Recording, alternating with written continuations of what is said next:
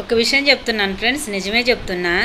నా ఫ్రెండ్ కూతురు ఒక అమ్మాయి పెళ్లి చేసుకుని వెళ్తుంటే బొగ ఏడుస్తుంది అని ఎదురు చూస్తూ ఉన్నా. ఏమే ఏడవట్లేదు అన్నా. అప్పుడేమనిందో తెలుసా? అమ్మను వదిలి అమ్మతనాన్ని రుచి చూడడానికి వెళుతున్నా, నాన్నను వదిలి నా భర్తని నాన్నను చేయడానికి వెళుతున్నా, పుట్టింటి మోజులన్నీ ఇడిచిపెట్టి నా మెట్టింటి మోజుల్ని ఒడి నింపుకుందామని వెళుతున్నా, ఏడుపెందుకు ఆంటీ అన్నది. నిజమేనా? ఇలాంటి తెలివైన అమ్మాయిలు కూడా ఉన్నారు ఈ లోకంలో. నిజంగా ఆ అమ్మాయి వెళ్ళిపోతే ఏడ్చాల్సిన నేను ఆ అమ్మాయి మాటలు విని ఏడ్చా. నిజం ఫ్రెండ్స్, ఇలాంటి అమ్మాయిలు కూడా ఉన్నారు. అందరూ అలా ఉండరు, మంచి కోషగిత్తలు ఉన్నారు. రైట్ అయితే లెక్క కొట్టండి. మంచి తెలివైన అమ్మాయిలు ఉన్నారు. తప్పకుండా కామెంట్ చేయండి. మన జీవితంలో బాధపడుతూ ఉన్నామనుకో, ఈ సమాజం మనల్ని బాధ పెడుతూనే ఉంటుంది. మనం సమస్తమందు నవ్వుతూనే ఉన్నామనుకో, మనకు ప్రతి కష్టం కూడా తల వంచాల్సిందే. నవ్వు వెనుక ఇంత రహస్యం దాగుందని నాకు తెలీదు, నేను ఇప్పుడే తెలుసుకున్నా. మీకు కూడా తెలుసా? మనం బాధపడుతూ ఉంటే ఈ సమాజం నిరంతరం భయపెడుతూనే ఉంటుంది.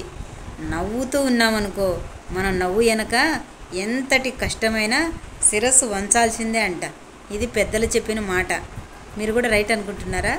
రైట్ అయితే మీ జీవితాన్ని కూడా నవ్వుతూ జీవించండి. ప్రతి శిరస్సు కూడా నీకు తల వంచుతుంది. నవ్వు వెనుక ఇంత రహస్యం దాగుందని నాకు తెలీదు, మీకు తెలుసా? నచ్చితే లైక్ చేయండి. బహుశా ఇదేనేమో జీవితం అంటే. రైటే కదా? హాయ్ అండి. పరమేశ్వరుడు అన్నాడంటండి, నీ బాధలన్నీ విన్నా, నిన్ను నేను చూస్తున్నా. నేనుగాక నీ బాధలు ఇంకెవరు చూస్తారు, ఎవరు వింటారు? కానీ ఎప్పుడు నేను చూడలేదని నన్ను నిందించకు. నీతోనే ఉన్నా నిరంతరం. నువ్వు నిద్రపోయినా నీ చుట్టూనే ఉన్నా. నీకు ఎప్పుడు కష్టం వచ్చినా తండ్రి పరమేశ్వర అను. ముల్లోకాలలో ఎక్కడున్నా నీ కోరిక తీర్చనేకి నేను వస్తా. కానీ పరీక్షలు పెడతా. ఆ పరీక్షల నుంచి నెగ్గి నా ఆశీర్వాదం నువ్వు పొందుకున్నావో మళ్ళీ నీకు అవధులే ఉండవు అన్నాడంట. ఈశ్వరుని ప్రేమ అటువంటిది. ఈశ్వరుడు బోలాశంకరుడు. తను వరం ఇచ్చాడనుకో, మళ్ళీ దానికి అవధులు కాదు, అద్దులే ఉండవు. అంతటి వరాలను ఇచ్చేస్తాడు ఆయన. ఈశ్వరుడు అంటేనే బోలాశంకర్. తండ్రి అని పిలిచి చూడండి భక్తితో. బాయ్. ఆయన ఎప్పుడు మనతోనే ఉంటాడు.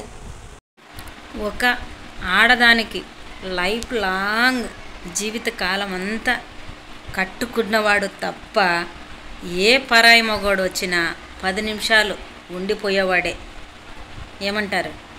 లైఫ్ లాంగ్ ఉండగలిగిన వాడు భర్త మాత్రమే. అలాంటి మానాన్ని, మానం అంటే మరొక గుడి లాంటిది. మరొకరితో దాన్ని మైలనం చేపించడం అనేది మన హిందూ సాంప్రదాయమే కాదు. గుర్తుపెట్టుకోండి అమ్మలు. చాలామంది అలాగా పరాయి వాళ్ళ మీద మోజుతో భర్తనే కొట్టి పడేస్తున్నారు. లైఫ్ లాంగ్ భర్త తప్ప నీ శరీరాన్ని అన్ని విధాలా చూడగలిగిన వాడు మరొక పరాయి మగోడు 10 నిమిషాల్లో అన్నీ చూసేసి వెళ్తాడు. మానం అంటే మరొక గుడి లాంటిది. గుర్తుపెట్టుకోండి. బాయ్. దీన్ని మీరేమంటారో కామెంట్ చేయండి. మన జీవితంలో సంతోషం లేని దినము ఉండదు, దుఃఖం లేని రోజు ఉండదు.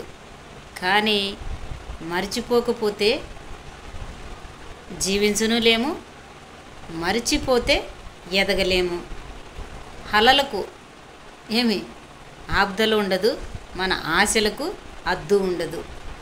ఏమంటారు ఫ్రెండ్స్? నిజమే కదా? ఇలాంటి జీవితాలలో మీరు కూడా కొట్టుమిట్టాడుతున్నారా? కొన్ని వదిలే సమయాల్లో విడిచేయాలండి.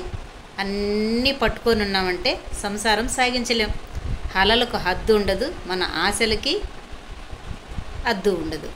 రెండు ఒకటే కదండి. అలలకు హద్దు పెట్టుకుంటే ఆగుతాయా? ఉప్పు పొంగుతూనే ఉంటాయి. మన ఆశలు కూడా అలాంటివే.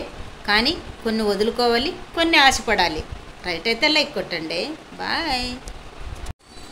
ఇక్కడ మాటలు ఇక్కడ, ఇక్కడ మాటలు అక్కడ చెప్పుకుంటూ బప్పము గడిపే ఆడవాళ్ళు చాలామంది లేకపోలేదు. మన ఇంటి అనుకుంటారు, ముందుంటారు, పక్కనుంటారు, ఎదురుగా ఉంటారు, ఏమంటారు.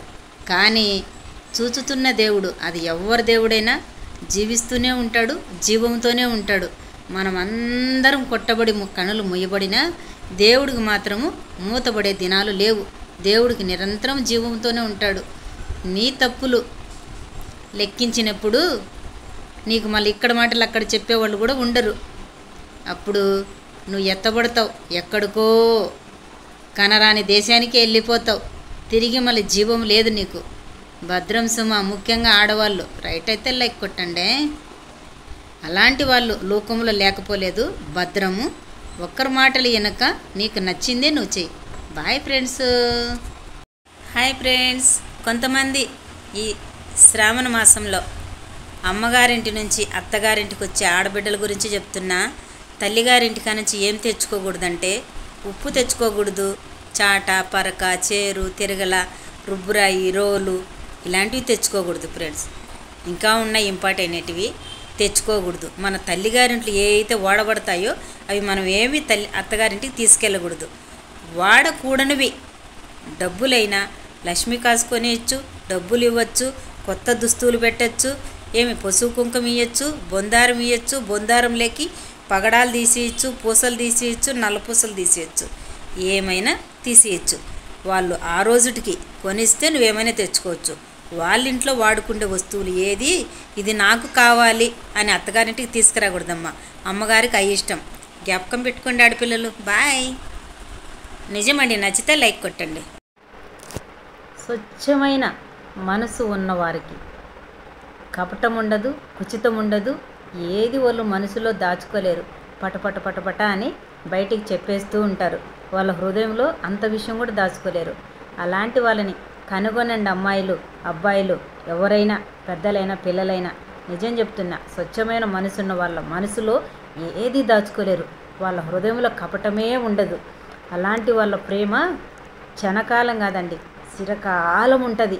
పటపట బయటికి చెప్పేసేవాళ్ళు పిల్లలైనా పెద్దలైనా వాళ్ళ హృదయంలో కలుషమే ఉండదండి. నిజం చెప్తున్నా, అలాంటి వాళ్ళ ప్రేమ క్షణకాలం కాదండి, చిరకాలం వద్దెలుతూనే ఉంటుంది. ఆ ప్రేమ ఎప్పుడు తరగదు, కట్ చేయబడదు. ఆ ప్రేమ పెరుగుతూనే ఉంటుంది తప్ప తరగదు. ఏమంటారు ఫ్రెండ్స్? రైట్ అయితే లైక్ కొట్టండి.